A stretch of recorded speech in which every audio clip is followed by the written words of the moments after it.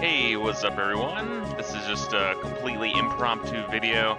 I saw a lot of people giving their thoughts on their personal top 10 games of 2020 and thought, yeah, I'll throw my hat in the ring as well.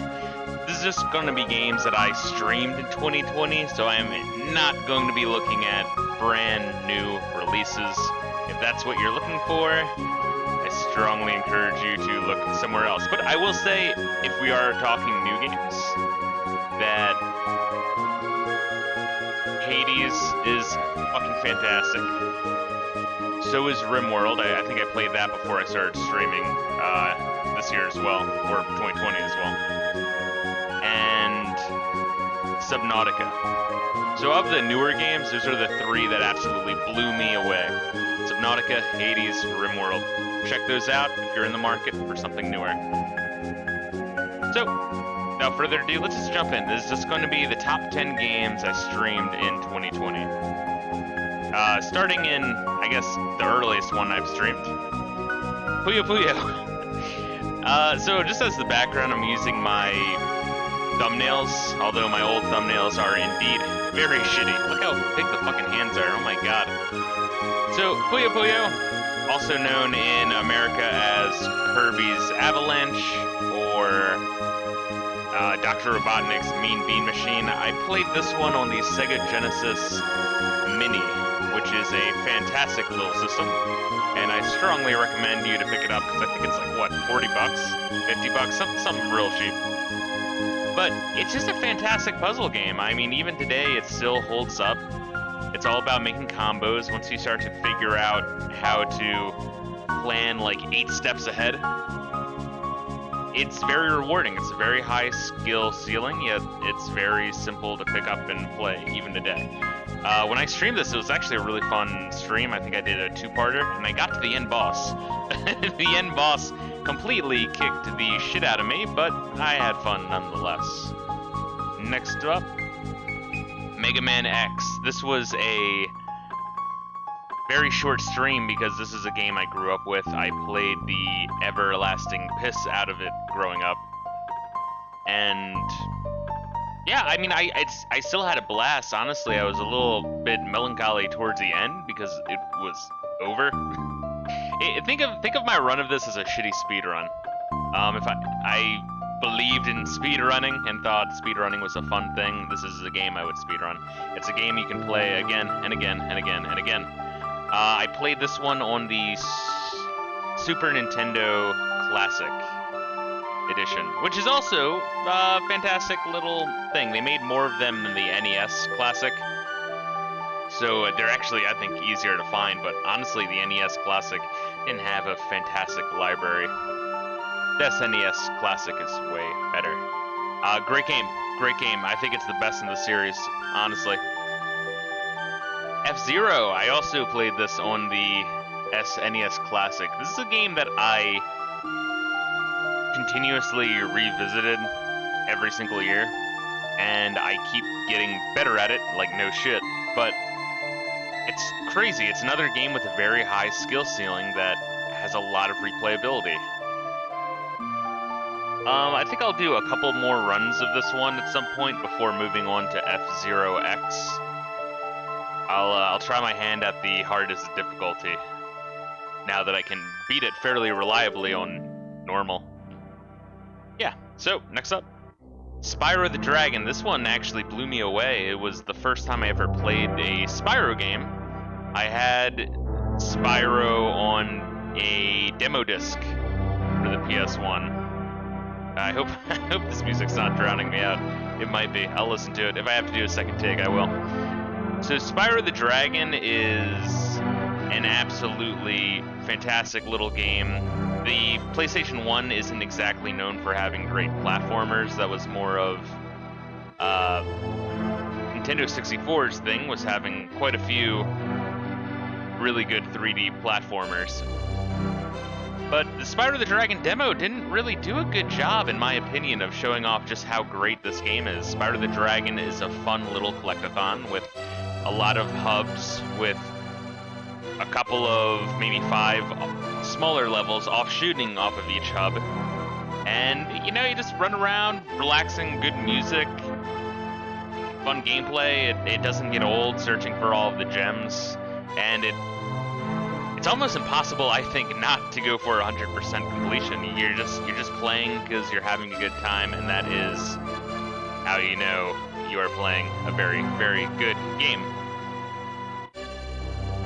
I look forward to playing the second and third one because I actually heard that Spyro the Dragon 2 and 3 are better.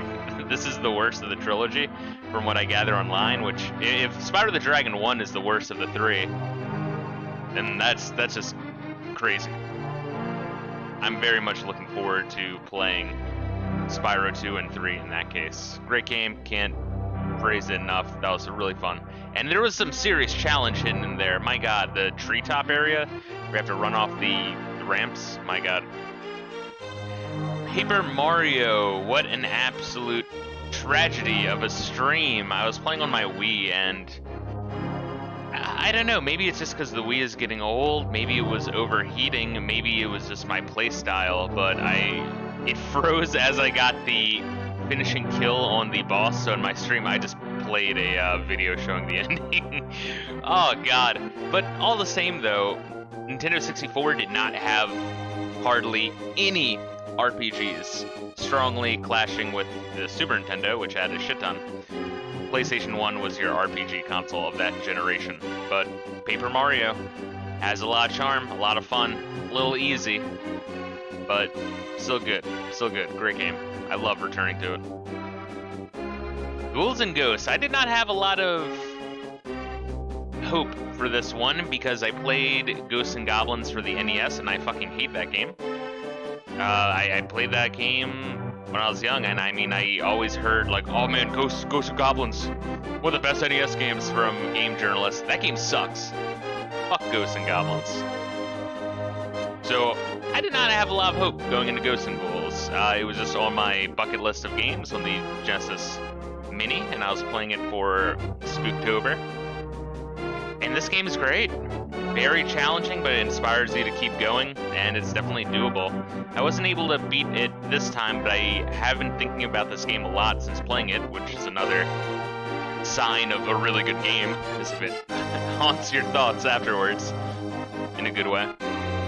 So I will be returning to this and giving it another go probably in October. Great game, really fun.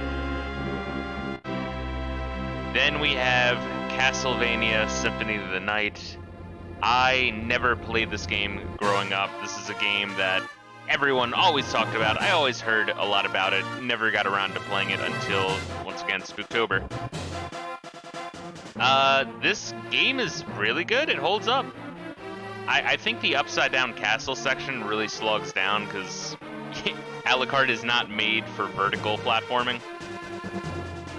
Especially having to non-stop transform into a bat or fog. It was really slow. And the difficulty is just from having every enemy being a damage sponge in that second quest, that second half. But I did get a game-breaking sword in the library of the second castle, which, well, broke the game. And honestly, I played Richter mode. I had a stream of that as well, which actually that one performed pretty well. I actually really liked that one too. And I love the voice acting. It was good, a really good game. Would I say it's the best Castlevania game of them all? Probably not. I still think Castlevania 4 is better. I still think Dawn of Sorrow is better for the DS.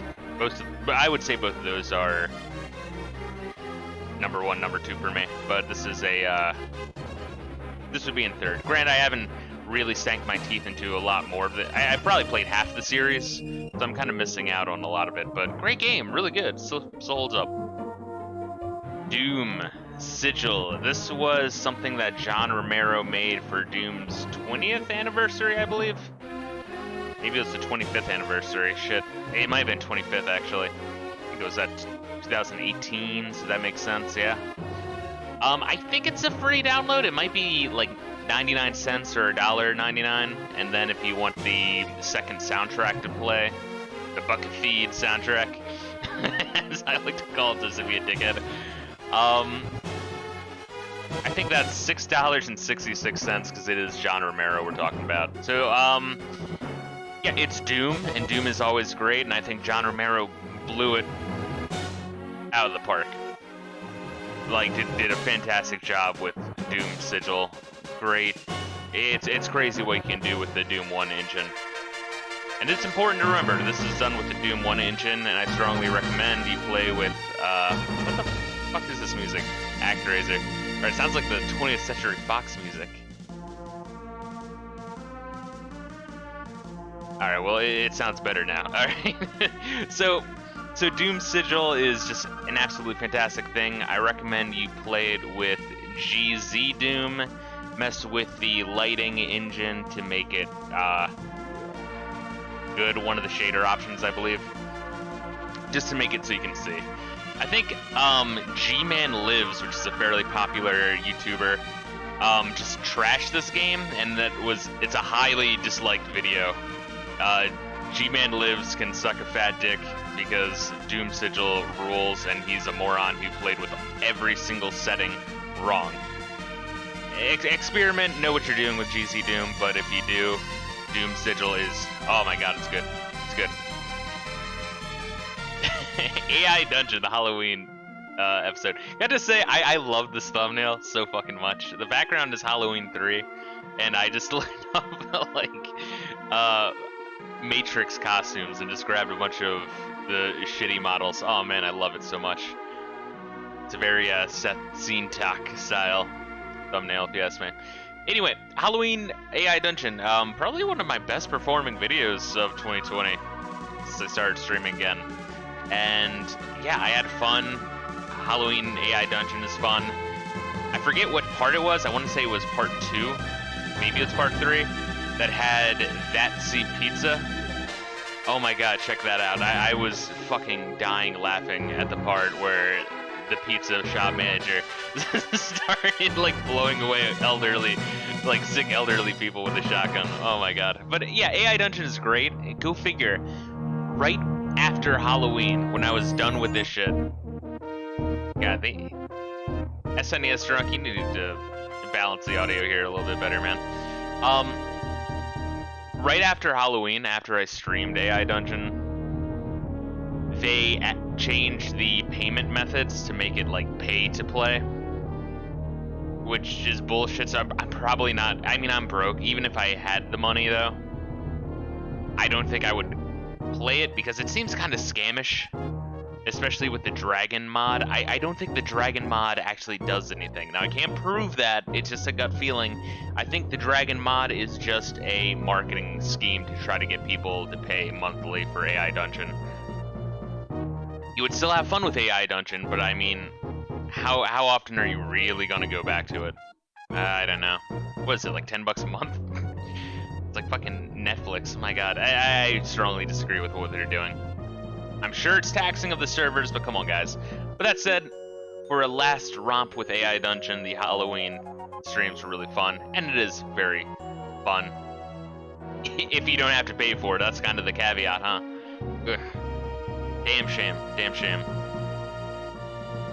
Now my... Oh, these are in no order. It's not like I'm ranking these, by the way. Hilux. This game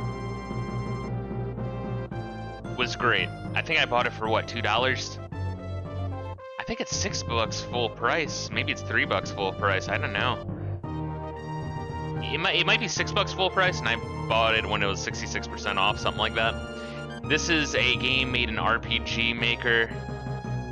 There were some tech issues. It is a little bit janky. You kind of had to play with the key. Well, yeah, you have to play with the keyboard. You have to play in windowed mode. It's kind of shit.